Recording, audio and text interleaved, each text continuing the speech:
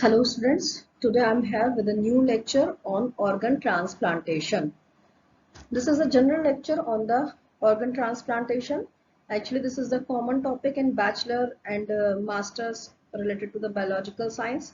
So this is general lecture about organ transplantation. This is not a mechanistic lecture. So now let's start with organ transplantation. Organ transplantation is a procedure in which we transfer an organ or tissue from one body to another body or from one place to the another place. So transplantation or transfer of organ may be from one place to another, maybe from one body to another, and that is also a transplantation when a tissue is transferred from one place of body to the another place of same body. This is called tissue transplantation. So there are two things: organ transplantation and tissue transplantation. Tissue transplantation can also occur in the same individual. Okay, this is the history of organ transplantation. And in 1668 bone graft was successfully grafted, and this is for this purpose dog skull is used. First time dog skull was used for the transplantation or for the grafting.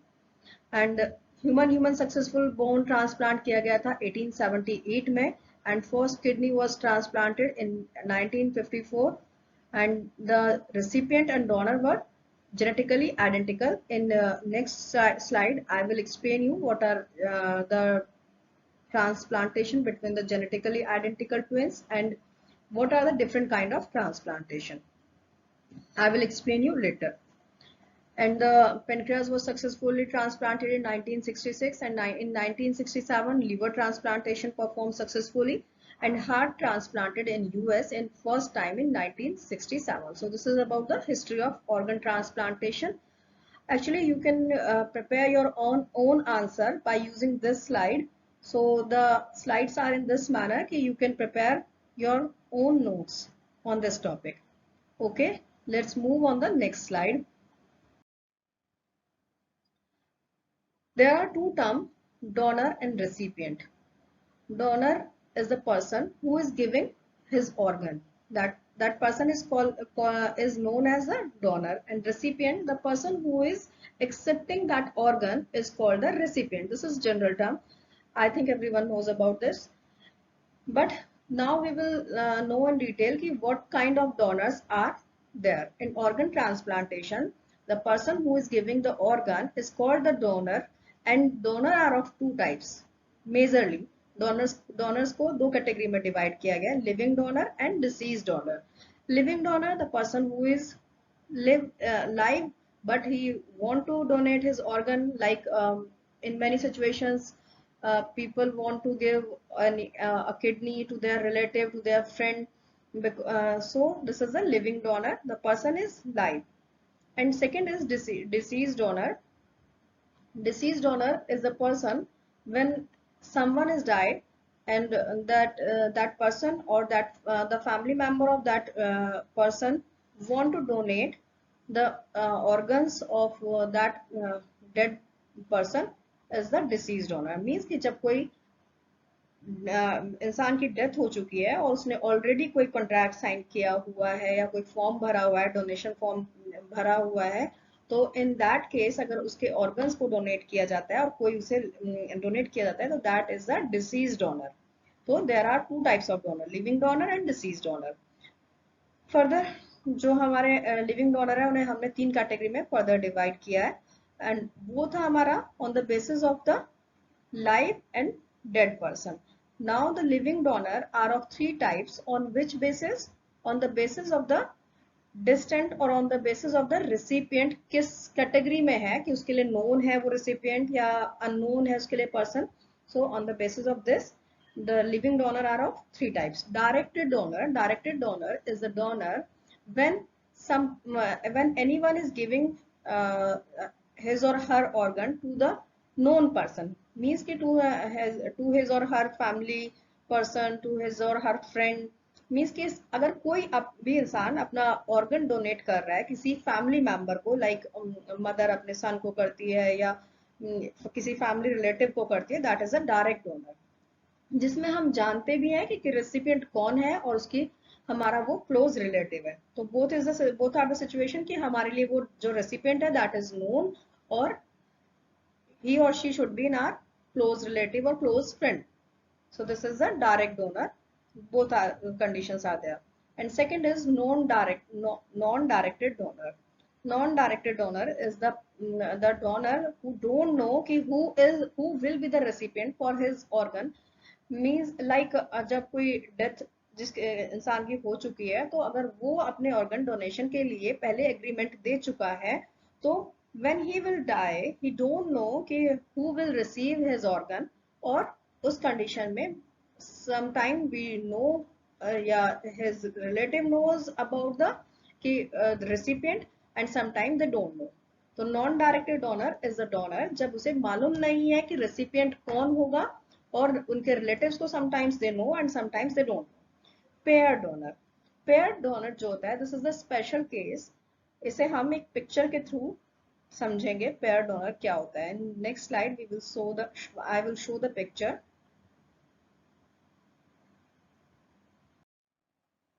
So this is the picture of pair donation. Here we can understand what is pair donation. Pair donation is the case like here a lady is there and a man. जो इस lady की के साथ एक daughter है, her daughter, she need kidney, and there is a sister of this person. There is a sister of this person. She also needs kidney. Means ki there are two girls who needs kidney, and one is a lady and another is a boy who are willing to donate kidney to their daughter and sister respectively. माँ जो है वो अपनी बेटी को kidney donate करना चाहती है, and a brother want to donate his kidney to his sister. Okay, but what is the problem here? The blood parameters are not perfectly matching of both. Mother का जो ब्लड पैरामीटर्स है वो suitable नहीं है उसकी daughter को kidney donate करने के लिए, और जो this boy blood parameters are not matching with his sister blood parameters. So there is not a perfect matching to donate any organ. So there may be a high chance of rejection, acute rejection. So this is not the perfect case for the donation, but both are willing. The mother is also willing and the brother is also willing. So in this case, if there is a perfect matching of cross matching, like here I show the cross, like if the matching occur between this boy and this girl, तो organ donation या kidney donation whatever they want यहाँ पर cross किया जाएगा, और this mother will give her kidney to this girl अगर वहां पर प्रॉपर मैचिंग है। और ऐसे ही बहुत सारे डोनर्स और रिसिपिएंट की हमारे पास एक लिस्ट होगी, तो उसमें हम ऐसी मैचिंग करके देख सकते हैं। और in this case this donation और transplantation is known as the paired donation, जहां पर हम बहुत सारे विलिंग डोनर हैं और बहुत सारे नीडी रेसिपिएंट्स हैं, उनमें से हम परफेक्ट मैचिंग करके हम डोनेट करते हैं एज पर द मैचिंग। इस तरह से जो डोनर है उनके जो रिलेटिव्स हैं उनकी भी नीड पूरी होती है, और एक मैचिंग का चांसेस ज्यादा हो जाता है और रिजेक्शन का चांसेस कम हो जाते हैं। तो this is the case of pair donation. Now we will move on the next slide. This is the common process for the transplantation. जब भी हम कोई ऑर्गन ट्रांसप्लांट करते हैं एक जनरल प्रोसीजर है, this is very general. First we will cut the skin, जहां पर से भी हमें ऑर्गन जो भी ऑर्गन हमें ट्रांसप्लांट करना है वहां पर से लाइक सर्जरी में स्किन को कट करेंगे। आर्टरीज को रिमूव करेंगे, जो भी आर्टरीज उसके साथ कनेक्ट है ऑर्गन के साथ, उन आर्टरीज और वेसल्स को हम कट करेंगे, हटाएंगे एंड रिमूव द ऑर्गन, और ऑर्गन को रिमूव करेंगे। जो रेसिपिएंट है जिसका ऑर्गन खराब है, लाइक हम कोई किडनी जिस भी पेशेंट की किडनी खराब है उसी किडनी के आर्टरीज और वेसल्स को वहां से अलग करेंगे, उस खराब किडनी को वहां से हटा देंगे। Now we will take the new and healthy organ from the donor. Donor से हम एक नई और हेल्दी किडनी लेंगे और उस किडनी को प्लेस करेंगे हम इसमें, एक जो रेसिपिएंट है उसकी बॉडी में प्लेस करेंगे। Now again we will attach the arteries and vessels with new kidney or with new organ. So this is the common process of for the transplantation. Now next, types of transplantation. Mainly there are 5 ways of transplantation: organ or tissue transplantation, autograft, allograft, isograft, xenograft, and domino transplant. So we will see these kinds of transplantation in some detail. First is allograft transplantation. Allograft transplantation occurs between two non-genetically identical persons. They may be relative, they may be close friend, and they may be unknown. यानी कि जो दो person जो genetically similar identical नहीं है, उनके बीच में जब ऑर्गन ट्रांसप्लांट किया जाता है, टिश्यू ट्रांसप्लांट किया जाता है, तो उनमें उसे हम कहते हैं एलोग्राफ्ट ट्रांसप्लांटेशन। और इस केस में हम कुछ जो ब्लड पैरामीटर्स है वो चेक करते हैं, that is called PRA, panel reactive antibody. इसमें हम ब्लड को के पैरामीटर्स में मेनली रिएक्टिव एंटीबॉडीज को मैच का टेस्ट करते हैं कि कितना, अगर रिएक्शन जो PRA रेट हाई होता है तो दैट मीन्स कि immune system make antibody against the transplant organ, फिर वहां पर रिजेक्शन के चांसेस ज्यादा होंगे। और हायर PRA रेट मतलब PRA रेट अगर हाई है तो ज्यादा रिजेक्शन के चांस होंगे, क्योंकि ज्यादा एंटीबॉडीज वहां पर बनेंगी उस ऑर्गन को रिजेक्ट करने के लिए। तो in this case we will not prefer to the transplantation. PRA कम होगा, PRA वैल्यू कम होगी, in this case we can prefer the organ transplantation. So this is the allograft transplantation, जब हम किसी भी दो नॉन जेनेटिकली आइडेंटिकल पीपल के बीच में ट्रांसप्लांट करते हैं। Next is isograft transplantation. Isograft transplantation में जो ऑर्गन ट्रांसप्लांटेशन हो रहा है वो between the two genetically identical person के बीच में होता है। मीन्स कि आइडेंटिकल ट्विंस जो होते हैं, जो identical twins, what is the meaning of identical twins? Who are born by the fusion of same egg and same sperm, मतलब जिनके फ्यूजन के लिए same egg responsible and same sperm. So identical twins के बीच में होने वाले transplantation को हम बोलते हैं आइसोग्राफ्ट ट्रांसप्लांटेशन। इस केस में रिजेक्शन के चांसेस बहुत ही कम होते हैं, या हम कह सकते हैं ना के बराबर होते हैं। सो this is the perfect situation for the organ transplantation, because they are genetically identical, so there will be no antibody formation for the organ. So that's why this is a perfect situation for the organ transplantation. Third is xenograft transplantation. This kind of transplantation occurs between two different species.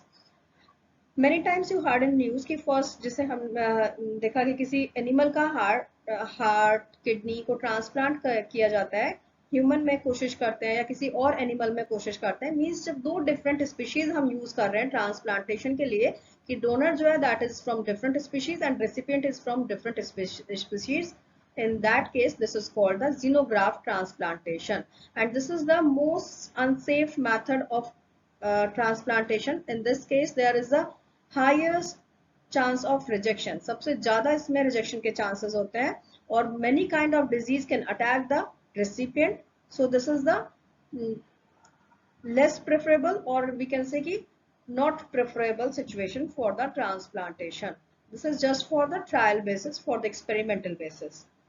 Okay, let's move on the next slide. Autograft. This kind of transplantation occurs between the same person.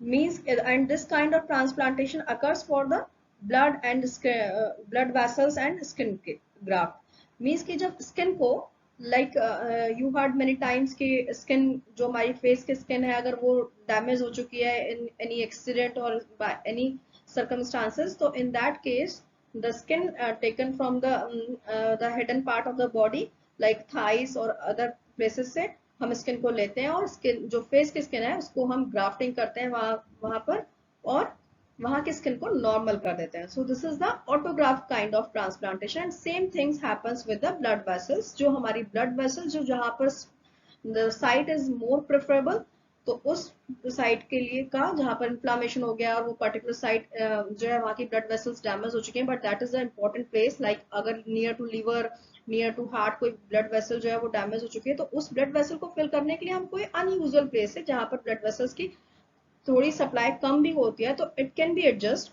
सो वहां से blood vessels को grafting करते हैं और जो inflammatory site है उसको cure करते हैं. सो this is the case of autographed transplantation. Now, what are the challenges in organ transplantation? Or there are the major challenge is the rejection. Only rejection is the major challenge in the field of organ transplantation. कि जो भी organ transplant किया जाए उसको reject होने के chances कम से कम हो. This is the challenge. And on the basis of the rejection, the जो transplant rejection है उसको हमने 3 category में divide किया है. First is hyper acute rejection, hyperacute rejection, acute rejection, and chronic rejection. And now we will see them in detail in next slide. First is hyperacute rejection. In this case, the transplanted organ is rejected in within few minutes and within few hours, or we can say within 1 hour. जो ये rejection है जो हमने organ transplant किया है ये कुछ ही time में हमें within 1 hour में हमें पता चल जाता है कि this organ will not accepted by the recipient and it will not work in recipient body. So this is the hyperacute rejection case. Acute rejection, this is the rejection in which the जो rejection time है it may be 1 or 2 months or it may be 4-5 weeks. So this is the acute rejection जिसमें कुछ time लगता है reject करने में body को. तो इसकी वजह से जो हमारा recipient है वो 1 to 3 months तक तो survive कर सकता है, but after that there may be a chance to reject that organ. So this is the acute rejection. And third one is the chronic rejection. Chronic rejection is the rejection when it takes many years to reject the organ. कि कुछ years तक तो maintain कर पा रहे हैं recipient उस organ को, but after some time this organ will damaged by the immune system activity. यानी कि उस recipient के अंदर immune system काम तो कर रहा है उस organ को reject करने के लिए या उस organ को accept नहीं कर रहा है properly body, but it will take time. Means कि इम्यून सिस्टम स्लोली उसको एक्सेप्ट रिजेक्ट कर रहा है, स्लोली उसके अगेंस्ट काम कर रहा है. So this is the chronic rejection. There are 3 situation. Hyper acute में इमीडिएटली ऑर्गन रिजेक्ट हो जाता है, एक्यूट में कुछ टाइम लेता है, कुछ months from some week to some months, and in chronic rejection it will take long time and that's why it can give time to the donor to get the perfect match. Like in kidney transplantation, some people donate the kidney to their relatives in which they can maintain the chronic rejection. यानी कि कुछ 1 year के around या 6 to 1 year के around time उन्हें मिल जाता है एक perfect match मिलने के लिए. So this is the situation. Now what is the perfect match for the organ transplantation? In whole lecture I am telling about the matching, perfect matching for the organ transplantation. That is most important thing for the organ transplantation. अगर perfect matching नहीं है तो that organ will not work in the recipient body. So what is the meaning of perfect matching? जब recipient और donor के सारे parameters perfectly match करें, 100% match करें, तो that is the situation for the perfect matching. और अगर ये match नहीं करते हैं, suppose 70% match कर रहे हैं, तो in that case we prefer some drugs और उनको maintain किया सकता है. But if they are not matching, they are below 40%, 30%, so in that case we will not prefer the organ transplantation. Here I mention a point. Actually I mention it here. It's okay. Cornea is the only part where blood transfusion not occurs because blood is not present. Cornea एक ऐसा part है जहाँ पर blood transfusion नहीं होता है, blood present नहीं होता है, और cornea eye का वो part है जो हम transplant करते हैं. Cornea transplantation सभी ने सुना होगा. तो this is the part जिसे हम store नहीं कर सकते हैं. इसको आप within 48 hours आप किसी भी dead person से निकाल सकते हैं without any harm. ऐसा कुछ नहीं है कि जो जिस पर्सन से हमने इसे निकाला है तो उस पर कुछ कोई, क्योंकि that is a dead person, तो उससे हम कॉर्निया निकाल देते हैं. But it is not possible to store the cornea. Immediately we have to transplant it in the recipient body, and this is the part where blood is not present. So this is a specific point about the cornea. Now we will move on the next slide. Now this is the important thing about the organ transplantation. What kind of drugs we use in the organ transplantation? Because it is a medical procedure, and it is not an easy task. So we have to use some kind of treatment or medication before transplantation and during transplantation and after transplantation, because after transplantation immune system जो है वो हमारा उसके against काम करेगा. तो we have to give some medication before transplantation. हमें उसे प्रिपेयर करना होगा इंडिविजुअल का कि वो इमीडिएटली एक्यूट रिजेक्शन या किसी भी तरह का कोई रिजेक्शन शो ना करे. So that's why we use some kind of drugs during the transplantation. So during, before and after transplantation. So these are two categories of the drugs, induction drugs and maintenance drugs. Induction drugs वो drugs होती हैं जो drugs हमारी at the time of surgery use की जाती हैं जब वो induce करती हैं organ transplantation की situation को.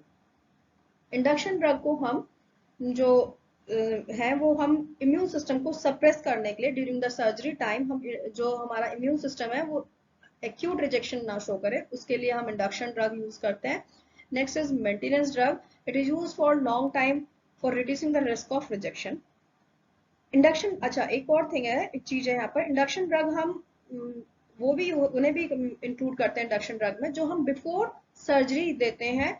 जब हम सर्जरी प्लान की है हमने उससे पहले इम्यून सिस्टम को सप्रेस करने के लिए 2-3 डेज बिफोर द सर्जरी जो ड्रग्स दी जाती हैं दैट इज उनमें भी कुछ इंडक्शन ड्रग्स होते हैं जो इम्यून सिस्टम को सप्रेस कर देते हैं at the time of surgery. वो सिचुएशन नहीं होती कि वो रिजेक्शन करें. सेकेंड है जो हमारे मेंटेनेंस ड्रग, ये जब हम ट्रांसप्लांट हो चुका है ऑर्गन उसके बाद हमारे ऑर्गन को जो ट्रांसप्लांट किया उसको रिजेक्ट करने की सिचुएशन क्रिएट ना हो इसके लिए मेंटेनेंस ड्रग्स दिए जाते हैं. It may be continue for the years. So बहुत लंबे टाइम तक रेसिपिएंट को ये लेनी पड़ सकती है मेंटेनेंस ड्रग जिसकी वजह से वो ऑर्गन रिजेक्ट ना किया जाए. मेंटेनेंस ड्रग्स को फर्दर 4 कैटेगरी में डिवाइड किया गया है. फर्स्ट है हमारा कैल्सिन्यूरिन इनहिबिटर. कैल्सिन्यूरिन इनहिबिटर्स क्या होते हैं? ये हमारे कुछ जो इम्यून सिस्टम को ही सप्रेस करते हैं बट स्पेसिफिकली जो हमारे प्रो इन्फ्लेमेटरी साइटोकाइंस है उनको सप्रेस करते हैं. In my previous lecture I explain the pro inflammatory cytokines क्या होते हैं. ये वो साइटोकाइंस होते हैं, here I can explain a bit, कि जो जहां पर इन्फ्लामेशन होता है, जहां पर जो भी अनयूजुअल सिचुएशन होती है, हम ऑर्गन ट्रांसप्लांट कर रहे हैं तो वहां पर भी एक न्यू ऑर्गन है, एक फॉरेन ऑर्गन है जिसको body as a foreign organ recognise कर रही है, तो it will not recognized as a foreign organ. तो in this case we will give some calcineurin inhibitor जिसकी वजह से क्या होगा, जो प्रो इन्फ्लेमेटरी साइटोकाइंस है जो क्या कर रहे हैं कि उस ऑर्गन के पास जाकर अगर ये हम इनहिबिटर ना दें तो प्रो इन्फ्लेमेटरी साइटोकाइंस वहां से सिग्नलिंग प्रोवाइड करने लगेंगे there is something foreign, something unusual is there. तो वहां पर सारा इम्यून सिस्टम काम करने लग जाएगा. सो to avoid this situation we will give the calcineurin inhibitor जो कि mainly pro inflammatory cytokines को और autoimmunity को suppress करते हैं, यानी कि हमारा immune system suppress कर देते हैं by suppressing the pro inflammatory cytokines specifically. Second is mTOR inhibitors. ये क्या करते हैं? हमारा mTOR stands here for mammalian target of rapamycin. Mammalian target for rapamycin. This is the pathway जो mTOR inhibitors से पहले मैं आपको बता देती हूँ कि एक पाथवे होता है हमारे में mTOR pathway. This pathway works basically when there is something wrong with the cell growth. अगर सेल ग्रोथ में कुछ गलत हो रहा होता है और वो सेल कैंसर सेल्स में कन्वर्ट हो रही होती है, तो in that case this pathway gets activated and regularize the growth of cell. So इस पाथवे को जहां पर भी कोई अनयूजुअल सिचुएशन हो रही होती है, यानी कि कंटिन्यू है, कोई सेल ग्रोथ प्रॉपर नहीं हो रही है, तो इसी तरह से जब हमने ऑर्गन ट्रांसप्लांट किया तो वहां पर जो वेसल्स हैं, ब्लड वेसल्स हैं जो हमने कनेक्ट किए हैं ऑर्गन ट्रांसप्लांटेशन के थ्रू के टाइम पर कट करके दोबारा से वेसल्स को, ब्लड वेसल्स को अटैच किया है, तो there is an inflammatory situation. तो उस इन्फ्लेमेटरी सिचुएशन पर भी जाकर जो mTOR पाथवे है वहां पर भी एक्टिवेट होने की कोशिश करेगा क्योंकि वहां पर भी कुछ इररेगुलर सेल्स हैं. तो उन इररेगुलर सेल्स को रेगुलराइज करने के लिए mTOR पाथवे एक्टिवेट होगा. जब mTOR पाथवे एक्टिवेट होगा तो in that case immune system या mTOR pathway will work together to correct that situation, but हमें वो situation correct नहीं करनी है to accept that organ. उस organ को जो हमने transplant किया है उसको accept कराने के लिए हमें mTOR pathway को suppress करना पड़ेगा, क्योंकि this mTOR pathway is trying to correct the situation, और वो situation हमें correct नहीं करनी है क्योंकि वो एक organ है जो हमने बाहर से उसमें transplant किया है जिसे हमें accept कराना है. ठीक है.